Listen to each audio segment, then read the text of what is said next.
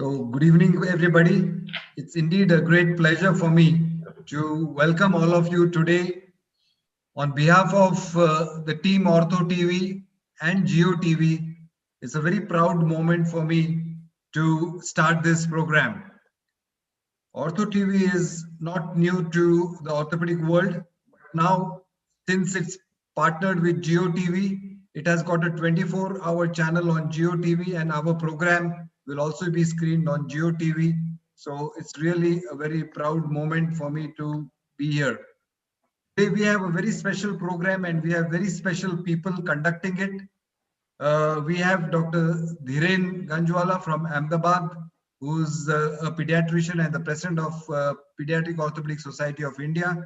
We have Dr. Satyen Mehta from Mumbai, Dr. Tushar Agrawal from Mumbai, Dr. Neeraj Bijlani, who is one of the founders of OrthoTV, along with Dr. Ashok Shyam, who started this, and now it is streaming live to more than 30,000 doctors across. That is the reach of Ortho TV, and at some point of time, this program today will be seen by more than 15,000 orthopedic surgeons. But right now, it is being screened live on YouTube, Facebook, Twitter, and also will be shown on Geo TV. So, welcome everybody and welcome all the viewers. Today, we are going to have a very interesting program. We have invited none other than Mr. Sunil Ramanand. He is Additional Director General Police, and he is also the IG Prisons and also the IG for Corrective Services. He is a multifaceted personality, and he has been having a special passion on writing. He is a very acclaimed author, and he has written the book Cops in Quagmire, which has achieved great heights. And this is the reason why we invited him today to tell us a little more about this book, and also to tell us more about his experiences when he was the joint CP of Pune and his current experiences as ADGP and IG of prisons. To introduce him in short, Mr. Sunil was born on 19th November 1968 in Aurangabad. He studied at the St. Xavier's High School in Kolhapur, graduated a Bachelor of Chemical Engineering from none other than UDCT University, and also did his post-graduation in Master of Technology from in Delhi, IIT Delhi.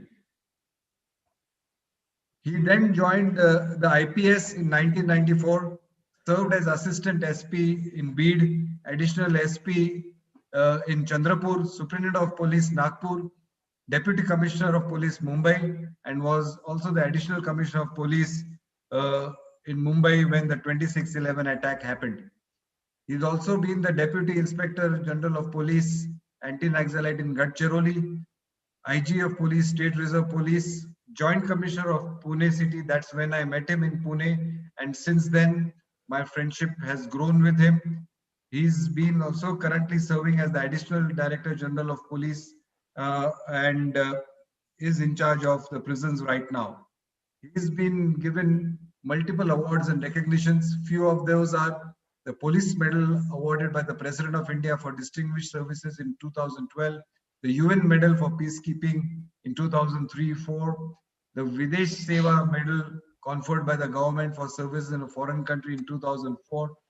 He was also been given the award for his work as the internal security when he was at Gadchiroli. Then he was also given a letter of commendation by the Director General of Police, the head of Maharashtra Police, for elaborate presentation to the Cabinet of Maharashtra on issues afflicting Gadchiroli on account of the Naxalite menace. So he has really got a lot of credentials to him. The list goes on, but just to mention one, he was conferred also the ICT Distinguished Alumnus Award 2015 in the extramural category, and there are so many accolades he has won. He is happily married to his wife Seema. He has two lovely daughters, Samruddhi, who is graduating in psychology, and Smiti, who's in 10th standard, and they are a very, very close family. My acquaintance with him has been since 7 years, and since the last 2 years, we are very close friends. And when I got a copy of his book, I was really amazed. And at the same time, when we got a copy of his book, we also got to see a very special letter, which was written to him by none other than Mr. Amitabh Bachchan in appreciation of his book. Also by one of the personalities, Riya Chakravarti, who was in Bombay prison when she got a copy of the book and immediately wrote to him, and she read the book page to page and wrote about her fascination about the book. Today, it's also my great privilege to welcome along with Sunil Ramanand, Mr. Parambir Singh, who will be joining us as the CP of Mumbai. We have Krishna Prakash, CP of PCMC. We have Brigadier MG Kumar, Commandant, Bombay Sappers. We have Mr. Rajiv Kapoor, GST Commissioner, Pune. We have Mr. Matt, who's a leading businessman from LA, USA. We have Colonel Palekar, who's retired from the Army. And with these few words, I want to hand over the podium, the platform to Mr. Sunil Ramanand, who's a very versatile, dynamic personality. And sir, today we are all very, very eager to hear you. I would first request you to tell us a few experiences, when you were the joint CP, when you were in Gadchiroli, when you are currently the IG of prisons. And then please tell us about your book and also your new book. And after this is over in about 30 minutes, then we'll have question answers from the elite panel from Dr. Ganjwala, Mr. Dr. Satyen Mehta, and Colonel Palekar. And also if Mr. Matt, Mr. Rajiv, Brigadier Kumar have any questions, we will take them. So over to you, Sunil sir. It's all yours, and we are very, very eager to hear to you, listen to you, and I'm sure you're going to mesmerize us. Over to you, Sunil sir. Thank you so much, Dr. Parag. It is a matter of privilege to be here in the midst of such an august gathering of doctors and many others. And I'm also thankful to the moderators, viewers for making it here this evening. I'll make it's a long presentation, but I'll make it short. I'll have to rush through because I have limited time. I'll start off by speaking on a topic entitled Behind.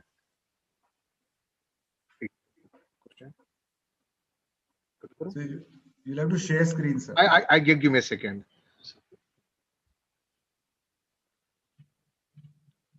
Where am I pausing?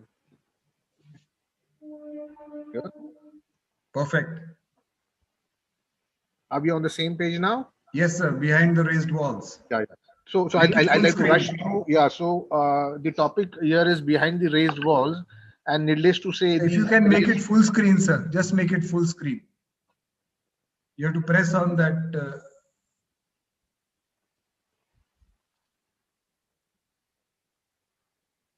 Yes. Perfect. So needless to say, the raised walls happen to be the walls of the prisons. This is the Yeravda, very formidable and very enigmatic wall of Yeravda prison. A very quick browsing through history, and then I'll rush through certain slides, and then I'll elaborate on some others. See, when we talk about the establishment of prison administration in India, then we have to have a look at the history of the British rule in India very, very quickly, very briefly. 1757, the Battle of Plassey was fought. Subsequently, 64 Battle of Buxar, and that was when the East India Company, led by Clive, defeated the Nawab of Bengal and established the Company Raj in Bengal, Bihar, and Orissa. Mind you, this was the Company Raj, not the Raj of the British government. It was essentially a trading company that had come here to trade with India, and then subsequently they had several other designs. And after the establishment here, they began steadily spreading over, trying to gain territory all over the country. Now, in the process, they faced two very major law and order issues. The very first one was the Pindari menace. Now, the Pindaris were essentially irregular soldiers. See, what would happen is the Maratha and the Mughal armies, whenever they used to set out on expedition, initially they used to be, say, for example, I'm just giving an example, 10,000 soldiers with them. In course of the expeditions, the force would swell to 50. Now, where these people come from? So there were these unpaid, so to say, Pindaris would join them, and they were not, since they were not paid, that to live off the land, and they would pillage, plunder villages, carry the booty home.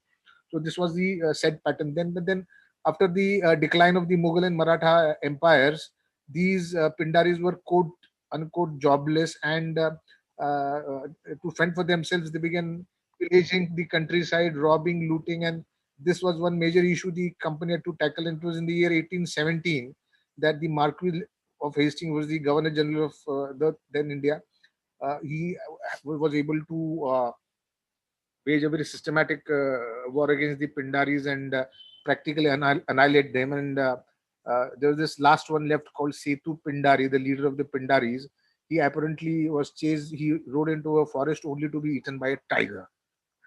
The next problem that the British, the company, by British I mean the company, faced essentially was that of the thug or thuggy, as they would call it. They would also call themselves the funshigars, because they would always carry a scarf or a noose, and they would murder and loot the in manners more than one. And this becomes such a very major issue, a law and order issue for the company, that they had to do something about it. As a matter of fact, uh, there is in 1835 what was then called the Anti-Thuggy and Anti-Dacoity Department, to be headed by Colonel Sleeman, and he went about doing his job very systematically and was also able to contain it, annihilate them. And this had become a subsequent to it, it was in the spirit that this particular book was written here, Confessions of a Thug by Philip Meadow Taylor, a very wonderful book, should be read. I've read half of it. I recommend it to you, and it was on the basis of this book that the movie Thugs of Hindustan was made. Not a very successful one, but nonetheless the book is very good, let me assure you. Now, it was in the backdrop of this that the company decided to establishment holding places of prisons in India, and it was in the year 1836 that the Prisons Disciplinary Committee was constituted under Lord Macaulay, the famous or infamous, call him whatever you like. And then what Macaulay did is he did two major things here. Number one is he categorized punishments, and also took a step in the furtherance of establishments of jails. Now, mind well, the punishments prescribed by the company were very brutal, merciless, most of it which have been done away by India after we won freedom. And most important of all, the thrust area wasn't reforms. The thrust area was punishment. The criminal has to be punished. There should be no leniency shown to the prisoner. Now, one of the most draconian of punishments was transportation for life. This is no longer in the statute books in India. Transportation essentially means that whenever any criminal was convicted and was to be put behind bars, and in case of transportation, he was taken across the sea and imprisoned in a prison in a foreign land, and that too in cellular confinements. That is, he would lead a terrible life there. It was worse than hell. One such jail they constructed at Andaman. We must have all heard of the term Kala Pani ki Saza. Kala Pani because the sea around this prison is has a very dark hue. And Veer Savarkar was transported to the cellular jail at Andaman, where he spent close to 10 years there. Now, the other form of very draconian punishment was solitary confinement, wherein as uh, inmate was secluded from the rest of the prison community to such an extent that there were very high chances of he going uh, having mental health issues and practically going mad, and some of them even committed suicides. The other punishment, which is no longer on statute books, is penal servitude. Now, convicts who were awarded penal servitude had to undertake extremely taxing labor jobs. If you recall some of the Hindi movies of the past, wherein they show the inmates working in quarries and constructing roads and laying down railways, this was the truth then, before independence.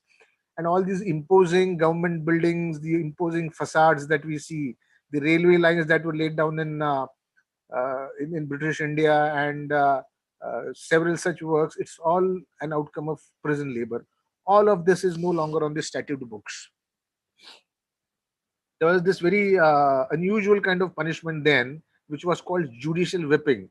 So whenever if an inmate was awarded judicial whipping, this is to be some kind of a stand to mount him. It was called the judicial. It was called a ghoda horse kind of a thing. So you can see to the left, the prisoner would be mounted on the ghoda, and he would be whipped. No longer there on the statute book, needless to say. Now, in British India, all prisoners, irrespective of whether it was a convict or an under trial, had to was fettered, and the fetters were on round the clock, 24/7. He would be fettered while sleeping, morning ablutions, having in meals, and these fetters never came off.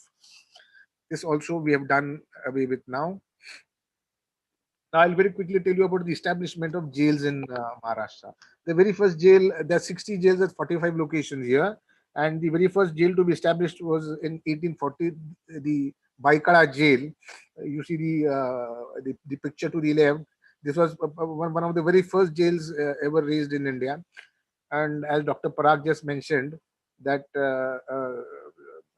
the well-known person was there who spent a month there, Riya Chakravarti, and Indrani Mukherjee is also has been held there in this very prison.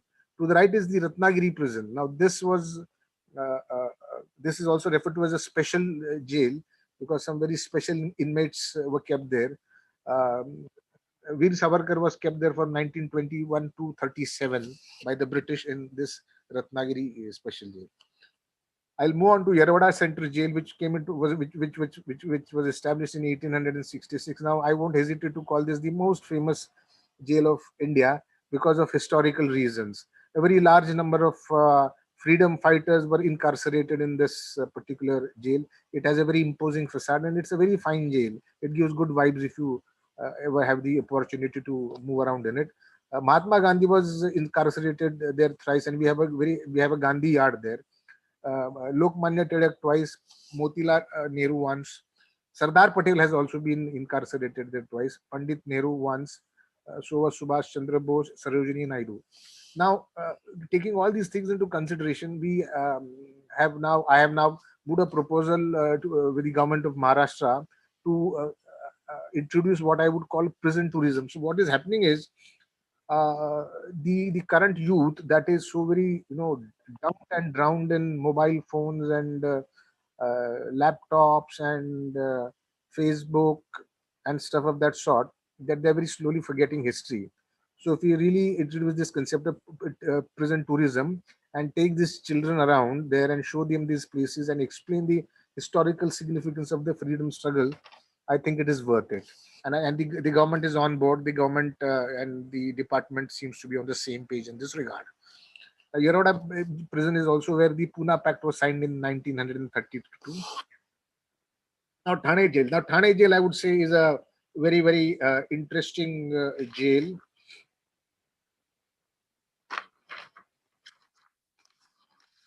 You just have a look at the slide here. Now, just you'll have to look at this cursors. Thana jail was earlier a Portuguese fort, and it was later on acquired by the British, and they converted it into a jail.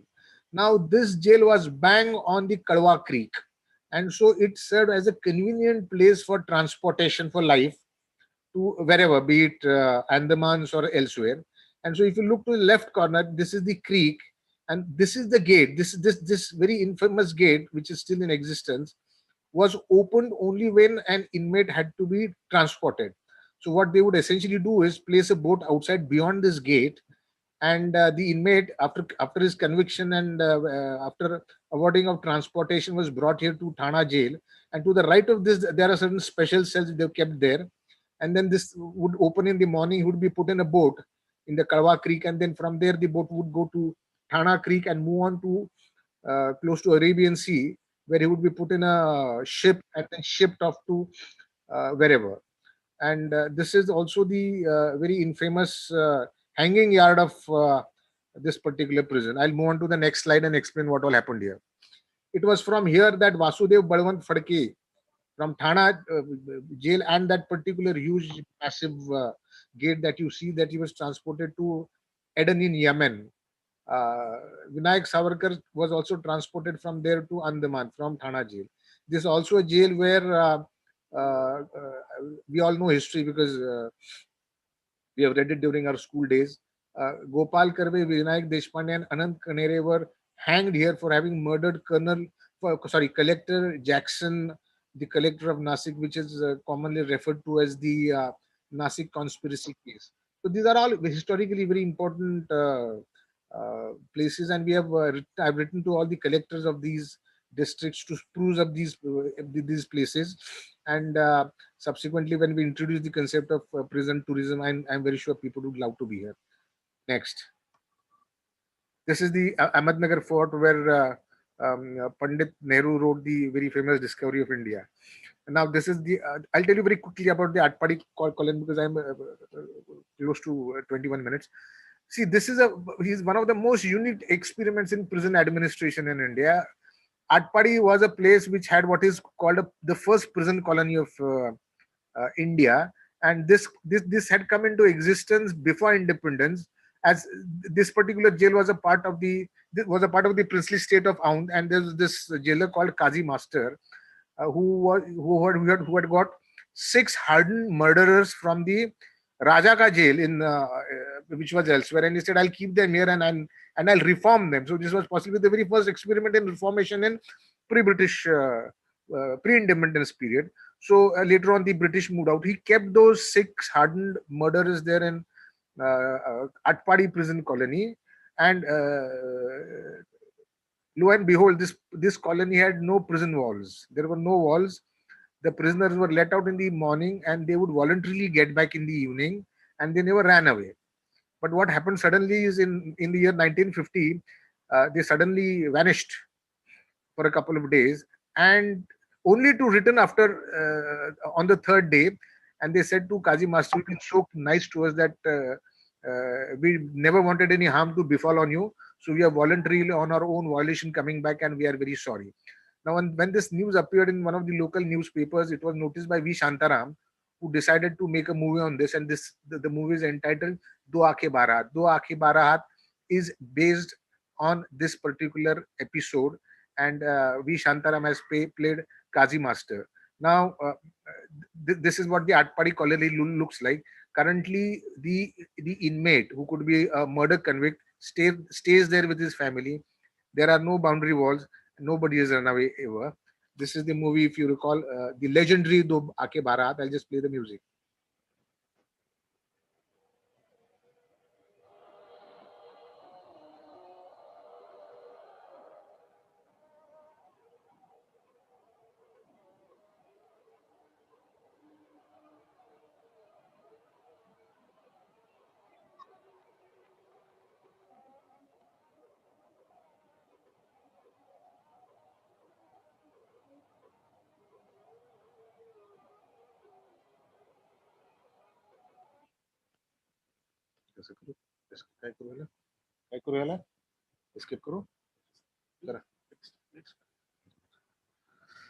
Now, in Free India, the approach changed radically. It shifted from punishment to correction. So from punitive approach to correctional approach. And so the IG prisons was rechristened as IG Correctional Services. And now we impart vocational training, mental health, positive attitude, and attempt to release him, reform him, release him as a changed man. So this is what goes on in the prisons very quickly. This is the kitchen of the prison, healthcare, telemedicine. Now this is where mulaqat happens. These inmates are speaking either with the relatives or their lawyers. For managing the mental health, yoga, pranayam, sports, band, orchestra, dhol, tasha, bhajan, kirtan, radio has been introduced. This is a yoga session in the Yerawada prison. This is laughter club, pranayam, sports, dhol, tasha, patak. We have also a band in the Kolhapur Madhyavarti Central Jail. This is bhajan kirtan. A lot of bhajan kirtan goes on in some of the prisons. FM radio, as a matter of fact, Sanjay Dutt used to manage the Yerawada FM radio station. We also hold orchestra. Mind you, this is all being done by inmates. It's not that we invite people from outside and do it. It is done by inmates themselves. This is Gada Bhed, video calling box. Musical nights are also held, and these are all inmates performing. We haven't called troops from outside to perform. Musical nights. Palki celebrations have religiously followed every year. This is Rakhi celebration. Poda in jails. The walls of the jails being painted. Now what happens is, if there's a lady, incarcerated lady having a child below 6 years of age, then he stays with his mother. There have been instances wherein The lady inmate has given birth to children within the prison. So we also hold a namkaran ceremonies there. Some of the celebrities also have visited jails. Now, most important of all, which I would like to emphasize, is education. While being in jail, one can pick up degrees, school, SSC, HSC, graduation, post graduation, and even MPhil. All the facilities are available. We have tied up with AGNU, and these are the open universities, and a very large number of people do pick up degrees. And it's a policy that whenever he picks up his degree, I have issued an order that his sentence is reduced by 90 days. These are literary classes. We have excellent. Every prison has a library, and there's also policy if the inmate wants a book which is not available in the library, then the superintendent has to buy it from the office expenses and give it to him. This is Balwadi for the children there. Computer labs. Edelweiss is also conducting some programs there. We also have a tie with Tata Trust, Azim Premji, and Prayas, who have uh, been very forthcoming in helping us in taking up a lot of prisoners-oriented activities. This was the MOU when it was signed there. These are some of the NGOs working with us. NGOs work. So the objective of all of this is to impart them vocational training, and so that once they out of the prison, they get gainful employment. The idea is not to earn profit whatsoever. Now, what do these industries manufacture? LED bulbs in Amravati. Now, laddus being made in Kolhapur. Now, if you go to Mahalakshmi Temple, Kolhapur, the laddus that you get there, all those laddus are made in the Kolhapur prison. Now, this is the handloom industry, very, very powerful, very strong. Car washing, Ganpati idol making, carpentry, Rakhi making, weaving, spinning, weaving. We make excellent footwear in Yeravada prison, most of which is exported. Smithy.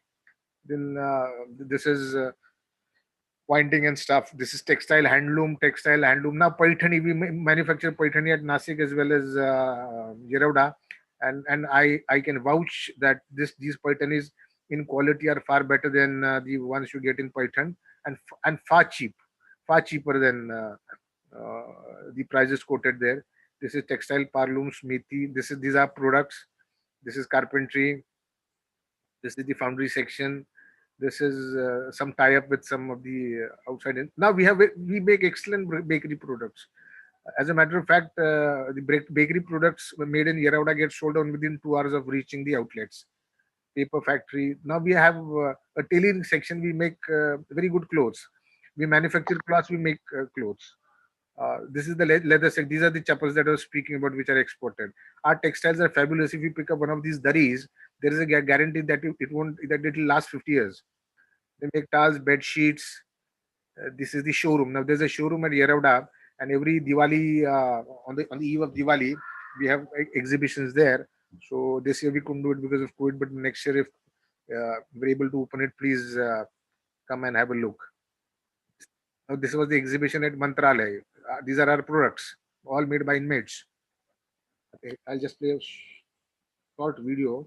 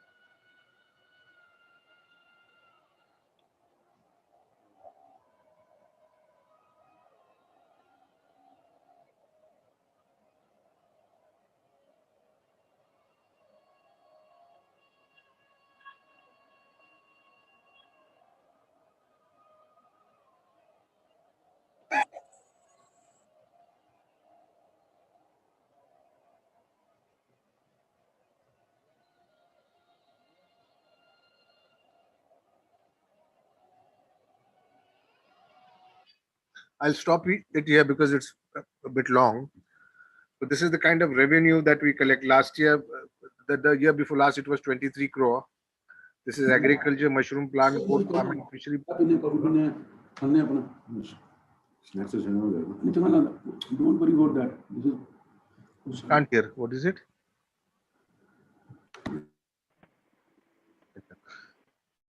This is the last slide, the conclusion. Why should we approach? Why should one have a correctional approach and not a penal one? Number one, to give a chance to reform so that he doesn't re-offend. That this is very obvious. Impart him skills with a view to getting gainful employment. And the most important aspect, the issue point here is that you can't really say that the criminal justice system is extremely foolproof. Mistakes have been made. We have had examples. So I'll conclude it here and I'll move on to the next one. This is about my book released recently entitled Cops in a Quagmire. It's a crime fiction thriller. It's not exactly a James Headley chase type racy one. It's based on certain experiences of mine cast as fiction. Now, quite often people ask me why I prefer to write fiction and not non-fiction because of reasons more than one.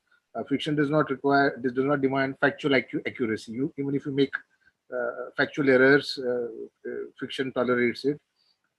Fiction also grants the writer poetic license, so he can take a lot of liberties. Most important of all, it also facilitates creative writing and also enables you experiment with the language. And the most important aspect of it is, I'm saying this tongue in cheek, is that you don't need government permission to publish it. So this is a typical genre of serving bureaucrats. The next one I'm in the business, which I've just begun, is a novel entitled Yogita. Now, a lady Naxalite was killed in an encounter by forces led by me when I was in the Naxalite area. And this is a novel, once again, a work of fiction that draws heavily from her life. There is no discussion of ideology in this book. It's a plain, simple, light book about what kind of a life some of these people tend to lead. And so I'll stop here because now we must have a Q&A. I will call this a Usain Bolt session. You know, I had to run at full speed. Normally, it would have taken me an hour to, but I hope I've done justice. Thank you. Thank you. Thank you very much. Thank you very much, Ramnan sir. It was an excellent talk. You know, so many things, as you rightly said in the beginning, we did not know that those things go on in the jail. You know, what are the things they make, the paitani sari, the bakery products, and the kind of punishments also which were given, you know, and a lot of insight. So now I will open up the session for question and answers. And we have a very good panel. We have Dr. Dhiren Ganjwala, Dr. Satyen Mehta.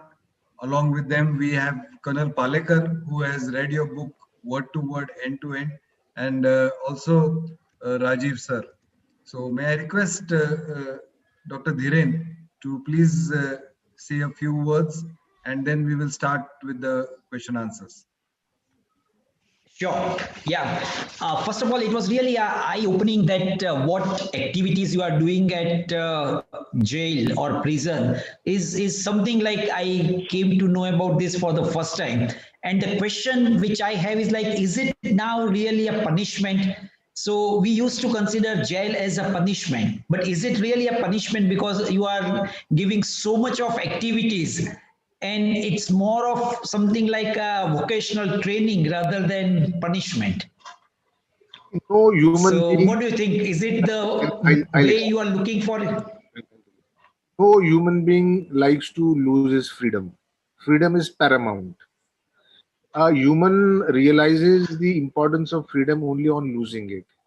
So if you give him something, I won't exactly use the word in return, or to compensate loss of freedom. See, essentially as a prisons officer, I'm his guardian. So I'm basically looking after it. But no, there's nothing like freedom. You should watch Papillon. You watch the movie Papillon, then you'll surely realize that man longs to be free. Man has always longed to be free. That is precisely why man has fought with their own kings. Man has participated in revolutions, overthrown regimes, and established democracies, because every human being loves freedom. Yeah, Yes, that's sir. very true. Ramanand, Yeah, please, Satyen. yeah. Ramanand sir, I'll just, I'm Satyen here. I'll take the discussion ahead.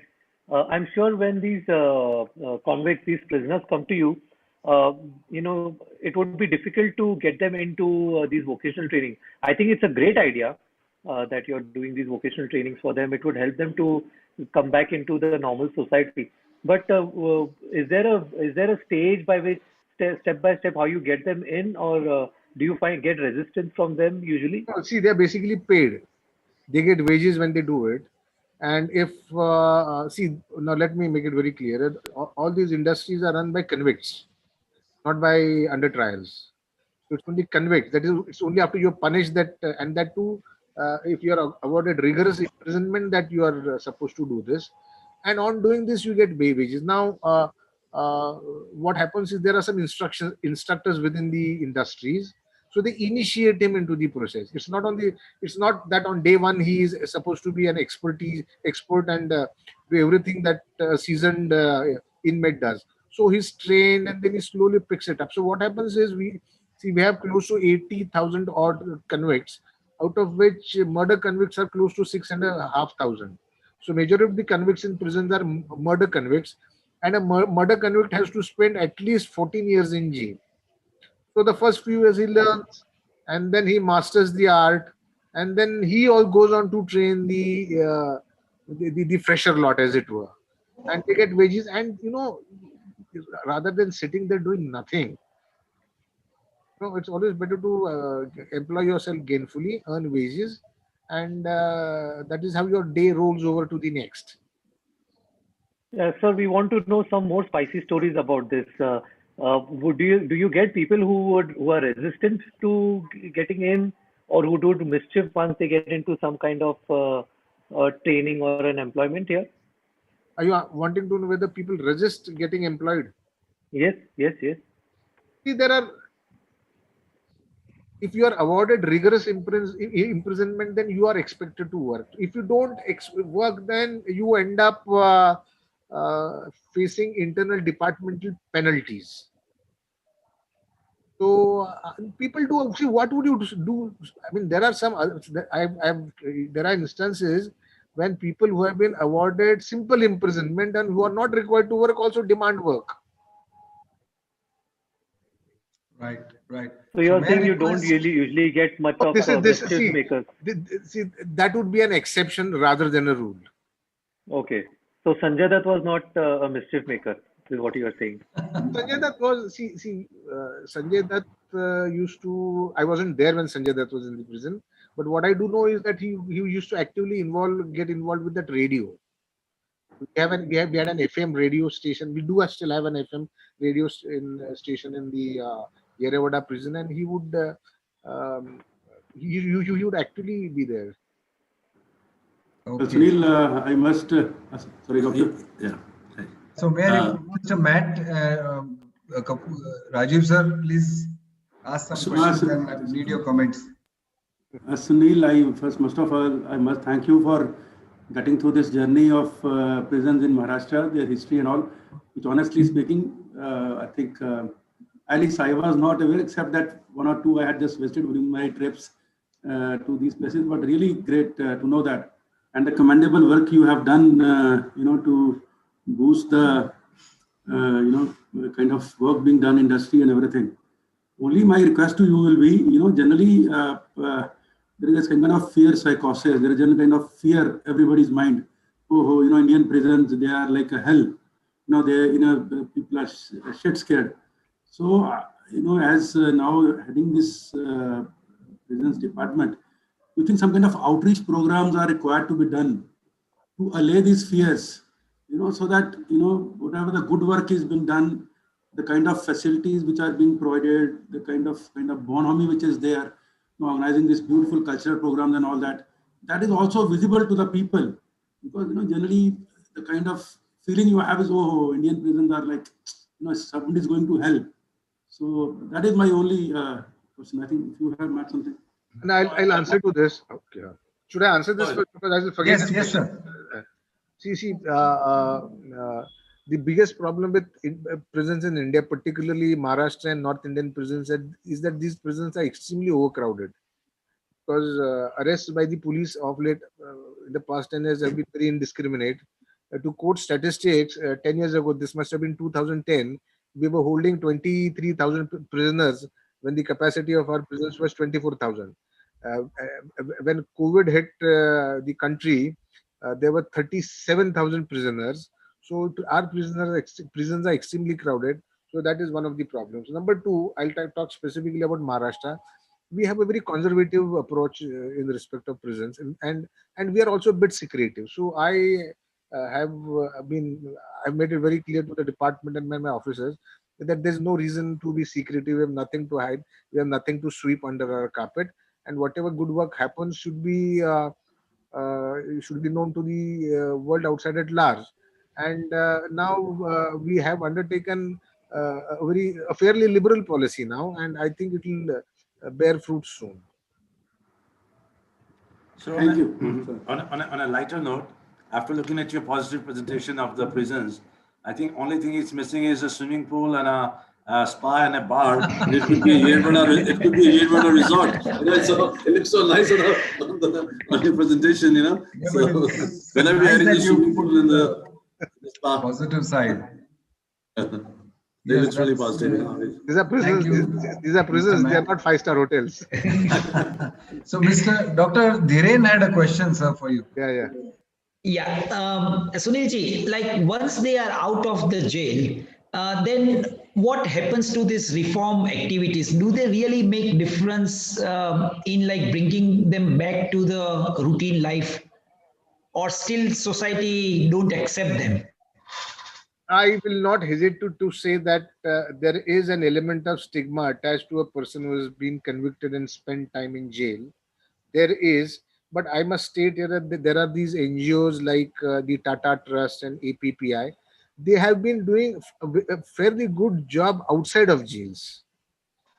Like, for example, giving them loans and trying to because what happens is once we open the prison doors and let him out, there's hardly we can do outside, and we are not also expected to do much outside. But these organizations have really worked hard in trying to get employment and also advancing loans, so on and so forth. Most of these inmates are farmers. They go back to their village. But I do accept. See, I can narrate you a case wherein I met a lady in Aurangabad, and she was to be enlarged on bail, but her family members were not prepared to accept.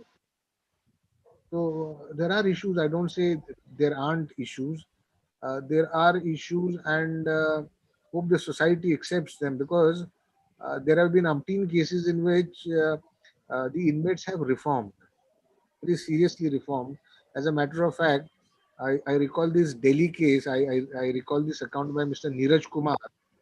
Said that when he was DCP Delhi, he had to engage a lawyer, some Singh, to contest a case in the High Court, because some allegations were made on the police, and he was of great help. And one day, that particular lawyer in some other fracas was murdered.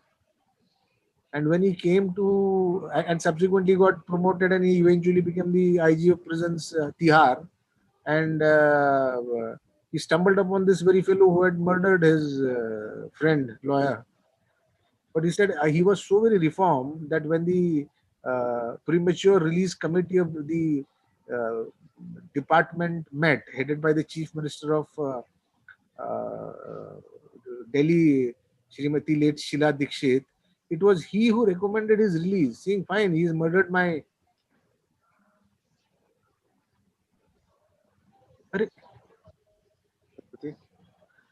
Something happened. I pressed something. Kanana. Oh, sir, we can hear you, sir. Everything is fine.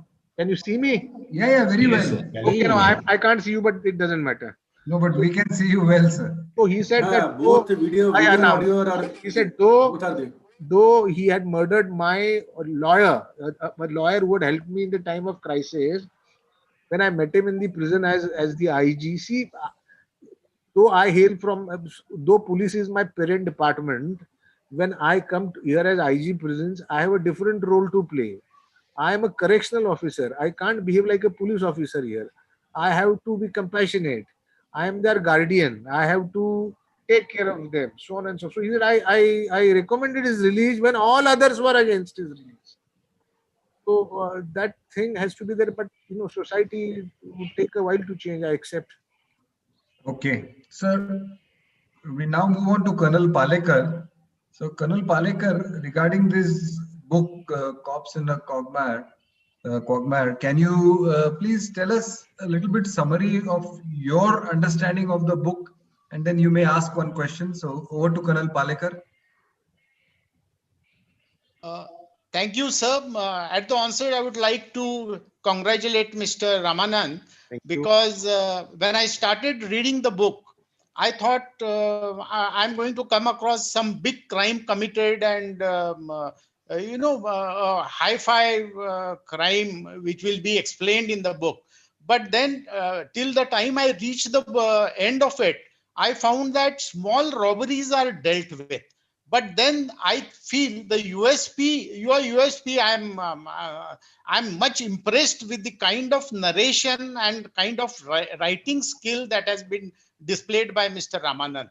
He has made these small incidences very interesting. And once you start reading, you read up to the end. To that extent, my congratulations to Mr. Ramanand and excellent narrative skill and writing skills you have displayed. Thank you so much. Now, one thing I wanted to ask was that a number of times in the book, you make fun of overweight cops like bobbling tummy and fat thighs rubbing against each other. These are just two examples, but very many times. So maybe that you are a fitness freak and you would like to make fun of these chaps so that their fitness is improved. I don't know what else, because a number of times these incidences you have explained in the book. What are the aim of doing that? Is it targeted to improve the fitness in the police services? Not at all. Not at all. Let me explain this to you. See, unlike the army, a policeman uses his brain more than he uses his body. So I can show you umpteen policemen who may appear very obese and not in great shape, but they have proven to be great policemen. They have great detection skills, so on and so forth. But to be honest and to let the cat out of this bag, out of the bag. See, this particular book is I draw heavily from personal experiences. So I have these are all composite characters. Let me tell you, it's not although I'm narrating a true story as it were, because I've taken a lot of liberties. Those characters were indeed like that, and I too was very obese. So the idea is to see. I've been very honest. I have see. There is always a temptation on part of police officers who write stuff of this sort to glorify themselves, put themselves on a higher pedestal, to call themselves Singham, and to flex their muscles and say good things about themselves. But that makes no sense according to me, because it is for others to judge how good or bad we are. See, everybody likes his own face when he looks in the mirror, but it's for the other person to like your face. Only then can one say that I'm handsome. So likewise. So this, see, I'll tell you, there is a great risk in writing either autobiographical accounts or accounts based on experiences, because one is always has to face this temptation of trying to write good things about oneself, which is not a very good thing, because you may get ridiculed, and you can't write bad things about yourself. I mean, that would be ridiculous. So nonetheless, the best policy is to be honest and write more about others than your own self. Yes. Sir, I have one question, sir, about that book. In that book, there is one story you narrate about, I didn't quite understand whether it was a custodial death or a suicide of Koini. And, when you talked about it, the words you used and the story you created around it was really mesmerizing. But was it done deliberately to, generate interest of the readers? Or was it actually a suicide, or was it actually a, custodial death? What was it? A little more light on the Koini story. I'll explain. I mean, I knew a certain doctor. See, when I served in the CID, I had the occasion to go through a very large number of custodial deaths. I won't name any doctor, please. But I know a doctor who would mess up with these post-mortem examinations. He would travestize the post-mortem examination to such an extent that he would cause a lot of problems. So I had then interviewed many doctors, some of whom are in the police. So if you recall that, he says doctors don't do post-mortem examination the way you think they do it. First of all, they need a cutter. If the cutter is not there, they're helpless. Number two, see, when we were in the academy, we were told never to hand over the inquest panchanama to the doctor, because that is likely to prejudice his mind. So, but no doctor undertakes a post-mortem examination unless he reads the entire panchanama carefully. Then he also makes inquiries. Ye mara kaise? How did he meet with his death? And then he also said if there is a lot of hue and cry, or if it is likely to have some political overtones, then he gets influenced by it. And I have drawn from several examples in which several such things have actually happened. They have actually happened, and so if you recall, I have made a statement in there that the fate of the policeman was now in the hands of the Department of Forensic Medicine, the team that would conduct the post-mortem examination. And so this is basically the underbelly of police work. See, from outside, the profession looks very glamorous, and people watch movies like Singham and they feel, wow, what a great. But there are many issues. Right. There are many professional hazards. Right. No, excellent, sir. So we have about 10 minutes more to go, sir. I will request Colonel Palekar to ask a quick question, and then to Dr. Dhiren. And Brigadier Kumar Saab, if you are there, please come live on video. Yes, Colonel Palekar. I have one more question. There is an incident in your book where CID people take body to the hospital. I mean, not a body. They take a dead body and they request the doctor that don't declare him dead. We will take him to our place and let that them. That is not CID. That is police. Not CID. Okay, but then what was the intention of doing that? I mean, they request the doctor and the doctor obliges them. It looks rather strange, and the outcome of that is not very much significant, because so he says, if you recall, he says it will help me in the magisterial inquiry. Okay, but then for a very trivial thing like that, it doesn't go down. It doesn't go down well that such a thing would happen for a trivial outcome. If the outcome was very... No, it's not a trivial outcome. See, remember, he's an officer who is already facing a magisterial inquiry and is much harried by it. And then see, now he doesn't want to get entangled in one more, because, irrespective of the outcome, the process is the punishment. Irrespective of the outcome of the inquiry. So in his own wisdom, he feels that if the doctor does that, see, it is his wisdom, that is what he thought at that point in time. And he says, just show that I tried to help him, because he's so very now perturbed with this system, that see, in his own wisdom he says it. Yeah, right. And the doctor obliges, and it's not that they are very good friends. They just happen to meet for one dinner at a dhaba, and that's all their friendship is. And for that he obliges. That is why I always say that dinners do help. You can ask Matt.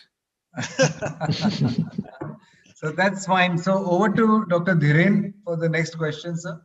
Yeah, sir, you did two roles. Like you were ex-commissioner of police at Pune, I was the and joint then commissioner. a joint commissioner, and then you are in this prison or the like reform services. Correct.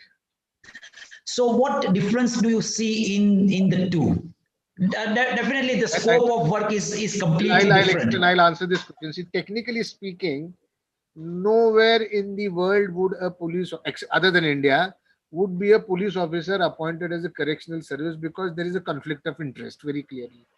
Now, on taking over as the ADGP and IG prisons, and when I had the occasion to visit Yerawada prison, I met a lot of people whom I had myself ordered arrested when I was joint CP. So whereas on the one hand, I had arrested some people, and now I'm the inspector. So there definitely is a conflict of interest here. But in India, see, India is a country in which people still have faith in the IAS and the IPS, the All India services. So they feel that an IPS officer should head the correctional department as well. Let me be very honest with you. So far, it has worked well. Though technically it is a conflict of interest, but so far it has worked well. Now, if you have to ask me a question as to whether the officers from within the department, that is career correctional services officer, should be promoted and ultimately appointed as the inspector general of prisons, well, number one, nowhere in India has this ever been done. Now, at least currently, I don't know what was the case in certain states. The IAS has been appointed as the IAS officers have been appointed as the inspector general of prisons. So, society is the best judge. Okay, so any other questions, Dr. Satyen? We have 5 minutes sure. more. Yeah, sure. So, I wanted to ask you, I mean, there is our concept, what we feel about a police officer, about the way they behave, the way they act, the kind of work that they do. What is glamorized, what is in the general public's mind and perception, and what is actually in the reality, as you show in your book, is quite different. Can you elaborate a little bit on that? What do you think I'll about? tell you, see, this is just a hue of police work. This is not police work in itself. What I'm attempting to say in the book is that such things also do happen. Are you getting me? Such things also do happen. So basically, it's very hard work. And what has happened is the kind of pressures that the police has to face: terrorism, Naxalism, this, that, and the other. It's become a very stressful job, to be very honest. But well, people like the khaki. When a man dons the khaki, he thinks I am the lord of whatever. And people, it's not that. See, I love my job, to be very honest with you. Not that you see the last line that, if you read my book, says that don't let your children join the department. See, this is just one viewpoint. I won't call it the gospel truth of everything. This is one viewpoint. Maybe tomorrow I may write another book on police, which would be fundamentally different from what I've written. It's a fantastic job. Regardless of the pressure, like doctors. So even a doctor can land into trouble, can't he? These are all professional hazards. I am just portraying a certain potential hazard. Otherwise, IPS is a fantastic service, and I'm proud to be a police officer. So it looks like you're glamorizing the prisons and encouraging people to go to prison, but discouraging people from joining the Going police. to the prisons as prison officers or as inmates? Why would I want to overcrowd my prisons furthermore? We are just trying to make light of it. Please don't arrest us. No. I understand. Just one question I want to ask, and it's a little changing gears and a different kind of a question. They always say, at least we hear in movies and we hear sometimes in real life conversations also, that the police and the underworld or the gangsters or the criminals of a city always work hand in glove. So I never understand this concept that how can a police and a criminal work hand in glove. So sometimes, there are ways where you arrest them, you leave them, you know them where they are, but you cannot arrest them because of certain reasons. So what is this concept of the police and the criminals working hand in glove? For a policeman, for a police officer, or to be successful, he should be able to collect hard intelligence promptly. Without intelligence, you will end up looking like professors, warming your chairs and giving unnecessary lectures, but delivering nothing. Now, where does hard intelligence come from? Hard intelligence doesn't come from university professors and the cream of the society. You have to delve deep into the cesspool of the society, the dregs of the society, and it is from there that you get hard intelligence. And a good policeman. See, this is also one of the messages that I have tried to convey in my book. Can professionally cultivate a criminal for criminal intelligence, but that cultivation has to be professional. He should know where to draw the line. He should know that if he does something like this, it would tantamount to transgressing the line. So a good intelligent policeman knows where and how to draw a line. If he either doesn't do that, or if he is very lax in that respect, then the line gets very blurred and he may end up becoming a criminal. Tomorrow, for collection of intelligence, if a policeman calls a certain criminal or maybe even a fence sitter kind of a person to a certain place and taps him for criminal intelligence, then it is a professional activity. But if he goes beyond and starts fraternizing with him for whatever reasons, then that is a very unprofessional approach. Right, right. Bordering on the criminal. Yeah, it's a different perspective, sir, you put on this particular statement I made. So really nice. Any more questions? We are coming towards the end. Sunil, I have a small question. Yes, Rajiv sir. Sunil, with your intellectual bent of mind, I also had the opportunity of sitting with you many times and seen the kind of love you have for the literature. You think your decision to join the police force was correct, or you would have been better, had you been in the intellectual side, more on the literature, or doing something on this side? I'll explain. See, the service has given me so much that I'm indebted to the service. I salute the service. Uh, uh, see, the grass always is green on the other side, but when you land up at the other side, you end up in regret. So it's an excellent job. It's a very fine job. Sometimes it is a very taxing job, and sometimes it is also a very frustrating job, I must accept. But I believe this is true of all jobs. See, if you meet them in private and ask them about their own jobs, they'll also, some of them would crib. They'll say, "Yaar, kahan gaya? Abhi to, you have to." I remember when I was in college, people would do MBBS and MS. Now they have to put in 13 years to get out of a college. And I mean, see, there are issues, and but I don't know. No, I really admire despite being a tough job, you have got time and to express your intellectual bent of mind and get into the soft side of literature and all. Wish you all the best, and I must say your book is an excellent.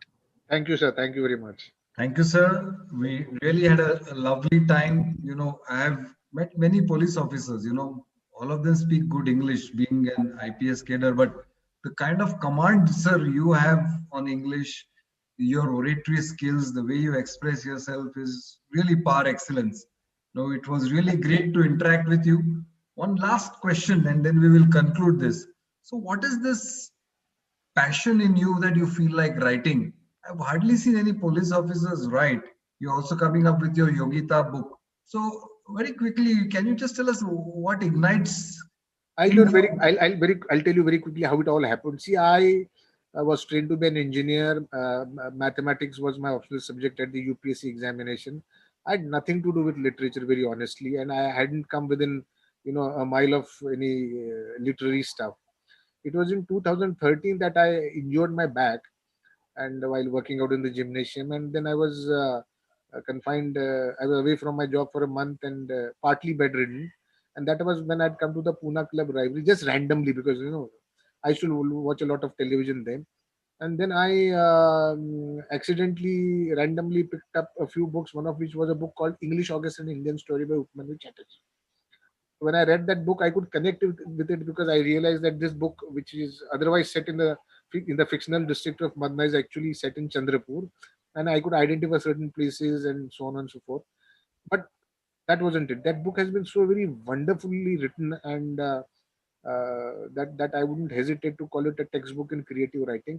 So I felt like writing. Fantastic. So then I picked up a pen and a foolscap paper, and I wasn't able to write a paragraph. And it was then that I realized that I couldn't write because I hadn't read enough. And that was when then I said I'll read and I'll attempt. And so I went to the library and I picked up books, I purchased books, and I read very widely, very indiscriminately, very voraciously. And then simultaneously I attempted to write. And then over a period of time, I did realize that now see, writing is, I keep saying this, writing is no rocket science. It can be learned. And then I started writing, and then I could write. Though there were many merchants of doom who said that you will abandon it halfway. I said I may not, and I had umpteen temptations to really give up or to truncate it only or publish it partly. But then I persisted because I knew one thing about myself, that I do have that capacity to persist, and it finally saw the light of the day. Fantastic. Fantastic, sir. On that note, I wish to conclude today's program. Excellent. Lot of insights about a prison, lot of insights about your multifaceted personality. And I take this opportunity, sir, to thank you and for having accepted our invitation on behalf of OrthoTV. I also take this opportunity to thank our panelists, Mr. Rajiv Kapoor, Mr. Matt, Colonel Palekar, Brigadier Kumar, and really you have spared time to be on this program.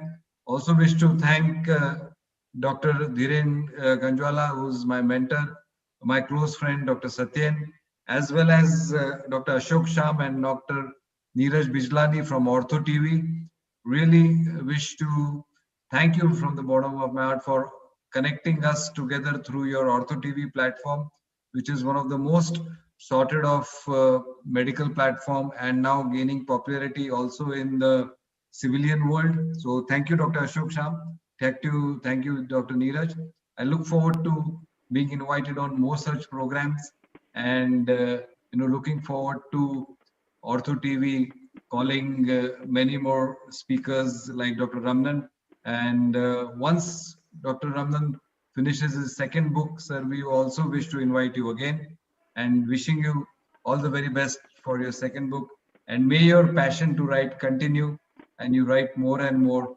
And through your good offices, may you be able to serve the community at large. Wish you all the best, sir. Thank you very much.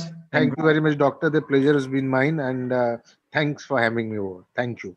Thank you, everybody. Thank you, Kapoor Saab. Thank you, Palekar. Thank you, Mr. Matt.